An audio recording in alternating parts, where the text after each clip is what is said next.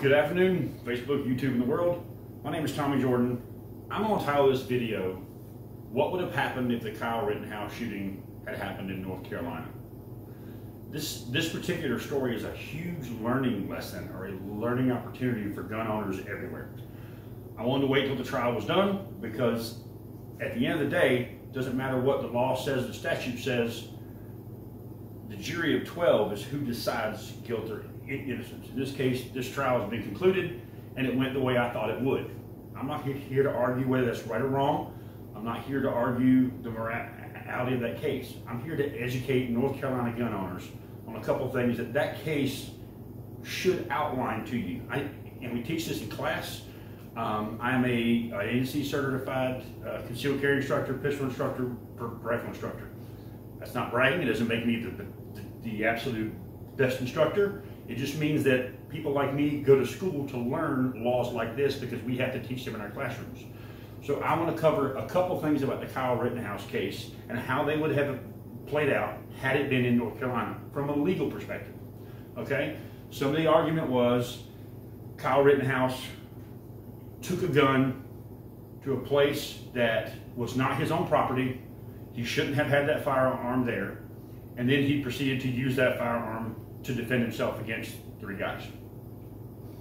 All of that is true, in my opinion. But it's distinctly separate incidents in the eyes of the law. So, number one, Kyle is 17 years old. Is there a reason that he cannot possess a firearm? This is an AR-15, very similar to the one he used. There's no magazine, chamber's open, okay? And the rifle is safe. So, is there anything inherently wrong with the 17-year-old possessing an AR-15 or any rifle? The answer is, in our state, no. If you've ever been on Facebook and you've seen a hunting picture of an 8-year-old that just dropped a deer, guess what? That's a youth individual in possession of a firearm, usually a long gun like this. There's nothing inherently against the law for him carrying a rifle of any particular kind, as long as I guess it's not a full auto. But a semi-automatic bolt-action shotgun doesn't matter. Possessing, simply being in possession of a long gun, is not a crime in North Carolina for a youth. Okay? So the argument that an underage youth carried a long gun to this particular place to defend someone else's business, that's actually not a crime. I'm not going to argue that he crossed state lines saying because every state's different. Let's just say a 17-year-old happened to be at, I'm going to say, Joe's tire shop to defend it. Does him possessing a firearm there constitute a violation of Carolina law? No, it does not. Okay? So there's topic number one. A lot of people wanted to connect what they thought were 2 crimes to 1 crime and say, well, he carried a gun there, he was looking for a fight. That doesn't matter because that's not the way the law works. I don't think it's true necessarily, but it doesn't matter because they're 2 distinct, separate issues. Is one a crime and is the other a crime? And if the one's not a crime, you can't use that as an argument for the other crime. To be clear about brandishing a weapon, so let me back up. So can Kyle Rittenhouse in this state can he own this firearm? No, he's too young to buy it. He is not too young to possess it. There's a distinct difference in the eyes of the law. A father can give a son a hunting rifle to son, go hunt deer. I hunt deer with this rifle right now. In fact, I plan to go hunting tomorrow. I could send my son out with one just like it and say, son, you get in that deer stand, I'll get in that deer stand. Nothing wrong with that, okay? That's not a crime. Now, just to clarify this, don't know that was necessarily a point of contention, but I'll bring it up for the sake of just being clear. Is this brandishing a firearm? Kyle Rittenhouse or John Boyd, whatever, is walking around with a firearm on a sling strapped to his body. Is he committing a crime? Is he brandishing a firearm? Nope. It's just like if I had my .45 in my holster. This is an accepted way to carry it. Quite frankly, this is an accepted way to carry it. Until it's pointing at someone, it's not being brandished. It's simply on his body being transported. Doesn't matter if you transport it like this, you transport it on his back, out of the way, doesn't matter. Simply having a firearm on him is not a crime at all, okay? That's covered. No more need for the firearm prop.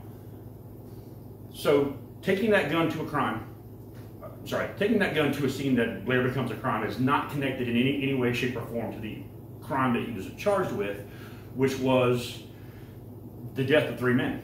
I'm sure, well, I believe it was death of 2, the wounding of 1. You can argue all you want. You would be wrong, because I'm going to explain to you what North Carolina General Statute says. Let's go worst case. Let's say the worst case scenario is true. A young man takes this rifle to a place of business that is not his own to defend, because Carolina does grant a homeowner, a business owner, or even an employee of a business certain rights to defend themselves on their own property, on their own workplace, inside their own workplace, inside their home, and inside their car. Not in front of your workplace, not in front of your home, and not beside your car. You have to be inside your place of work, inside your home, or inside your vehicle to use those self-defense laws. That's just a fact. North Carolina General Statute. Anyone doubts me, look it up. It's not hard to do, or if you seriously doubt me that much, I'll find you the links. Okay, so Kyle is at a place, in my opinion, he probably should not have been with a firearm. In my opinion, not the brightest thing he could have done that day. Doesn't matter, doesn't make it a crime. But let's be clear about something. Had he gone there with the intent of looking for a fight, it still wouldn't matter. North Carolina General Statute says if the aggressor, in this case, if Kyle goes somewhere with the intention of getting into a fist fight, the intention of getting into a knife fight, or the intention of getting into a gunfight, he is, in your imagination, the aggressor. So if the aggressor, if he was intending to do something, and he went somewhere and started an argument while possessing a firearm, there's a nice section of law there that explains how the aggressor can extract themselves from the situation. And that is to clearly communicate their desire to leave the situation and to physically try to leave the situation. There's video of this young man running the opposite way as fast as his 2 little feet will carry him. Okay? You cannot argue from a legal perspective that he was trying to extract himself from a situation. He fulfilled the legal obligation. If he didn't want to get in a gunfight, he shouldn't be there. So he didn't. He ran. That's extracting himself from the gunfight. He did the job he was legally required to do. That's even if he was the aggressor. In my belief, and I believe in the jury's belief, he was not the aggressor. He was there, he had a gun. Some people think that it's a crime. Sorry, unfortunately it's not. But he was there, he had a gun.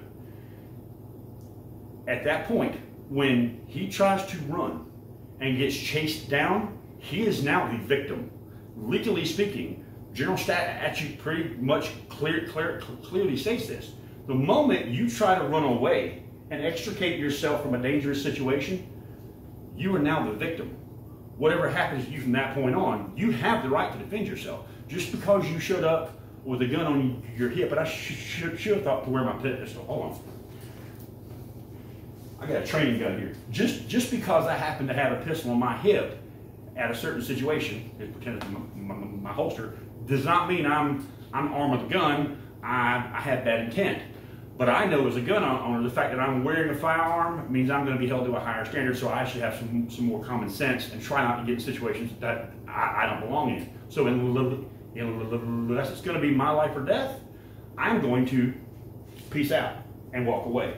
Walk away, run away, whatever the situation is. Because the moment I do that, and especially if you're, and the law says they have to clearly communicate their desire to withdraw.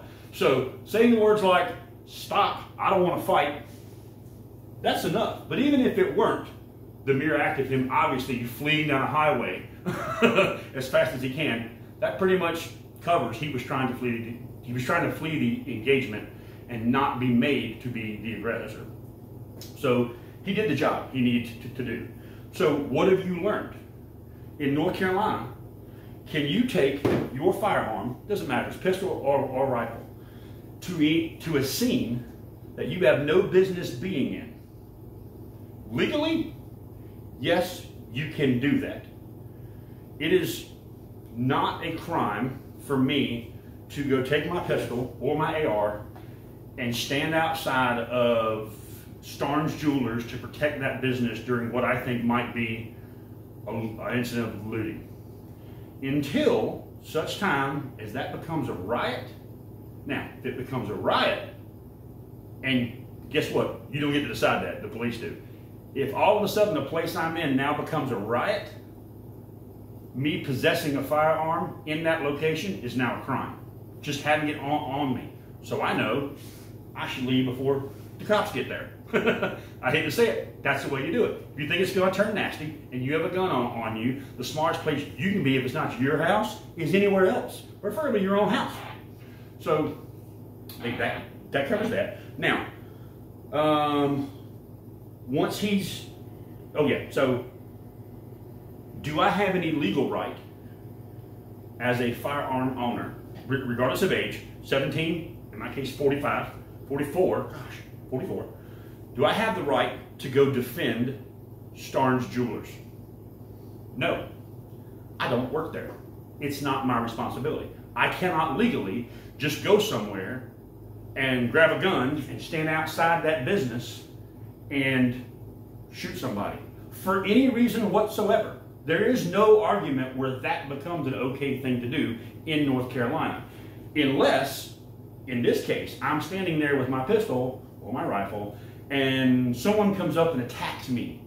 You know, well, I know enough to not reach for my firearm. If you punch me, if you hit me, that's a simple assault. It's a misdemeanor. It's not raised to the level of felonious intent yet. But if I pull a firearm and go to engage, that's felonious intent. See, there's a whole bunch of things you've got to know about when and where you can and cannot use your firearm. So the smartest thing is, it's not your house, it's not your business, it's not your car.